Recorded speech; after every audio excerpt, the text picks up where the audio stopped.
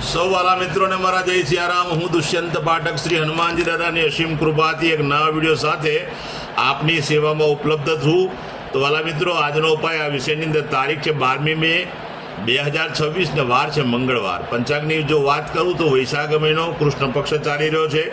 પૂર્વ ભાદ્રપાદ નક્ષત્ર, વૈધૃતિ યોગ, કુંભ રાશિનો ચંદ્ર અને મેષ રાશિનો સૂર્ય. અશુભ સમયની જો વાત કરું તો યમઘંટ સવારે 9:06 થી 10:45 સુધી છે અને રાહુકાળ બપોરે 3:41 થી 5:20 વચ્ચે છે. આ બંને સમય અશુભ સમય કહેવાય. અશુભ સમયની અંદર કોઈ પણ પ્રકારનું શુભ કાર્ય અને શુભ યાત્રા ન થાય. શુભ કાર્ય, શુભ યાત્રા કરવા માટે કોઈ સારું ચોઘડિયું, સારું મુહૂર્ત લેવું જોઈએ, જેમાં ઉત્તમ અભિજીત મુહૂર્તનો સમય સવારે 11:57 થી 12:50 મધ્ય છે. તો આ સમયની અંદર તમે કોઈ પણ પ્રકારનું શુભ કાર્ય અને શુભ યાત્રા કરી શકો. વાલા મિત્રો, હવે વાત કરીશું આજના ઉપાયની. તો આજના ઉપાયમાં વહેલી સવારે સ્નાન કરવા માટે બેસો ત્યારે સૌપ્રથમ 50 ગ્રામ એક વાડકીમાં દૂધ લઈ લેવાનું. એમાં બે ચમચી હળદર નાખી અને એની પેસ્ટ બનાવવાની.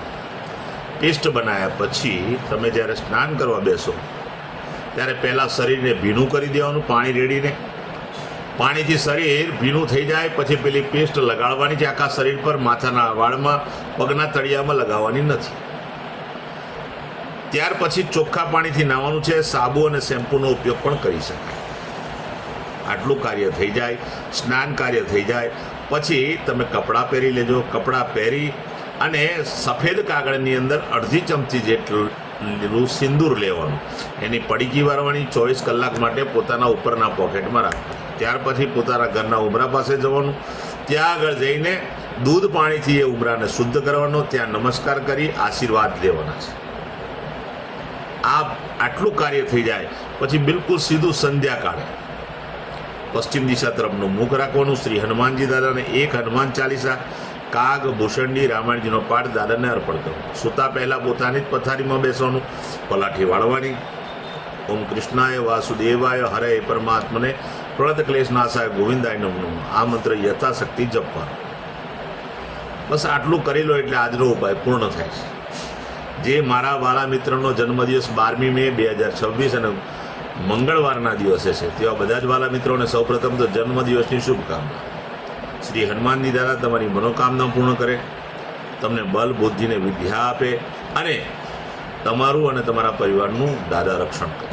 ઉપાયના ભાગરૂપે મેં કહ્યું તે પ્રમાણે સ્નાન, મેં કહ્યું તે પ્રમાણે સિંદૂરની પડીકી 24 કલાક માટે પોતાના પોકેટમાં રાખો.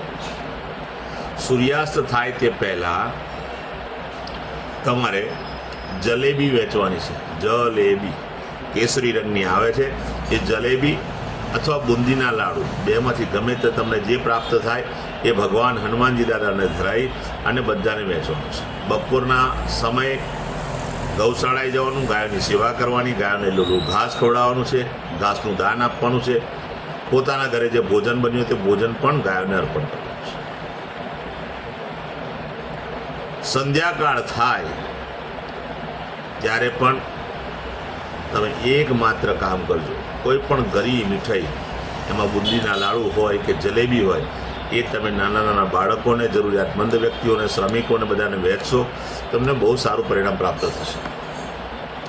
જેમની મેરેજ એનિવર્સરી 12મી મે 2026 મંગળવારના દિવસે છે તે બધા લોકો સવારે સ્નાન કરે, વડીલોના ચરણ સ્પર્શ કરી આશીર્વાદ મેળવે, ગૌશાળાએ જાય, ગાયોની સેવા કરે, ગાયને લીલું ઘાસનું દાન આપે અથવા તમારા ત્યાં જે ભોજન બન્યું તે ભોજન આપે. ત્યાર પછી કોઈ પણ વૃદ્ધાશ્રમમાં, અનાથાશ્રમમાં, વિધવા આશ્રમમાં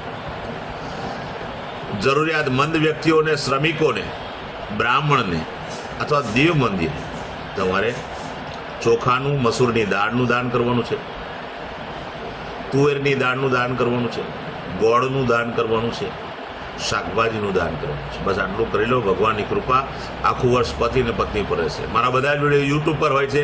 મારી યુટ્યુબની ચેનલનું નામ છે દુષ્યંત પાઠક.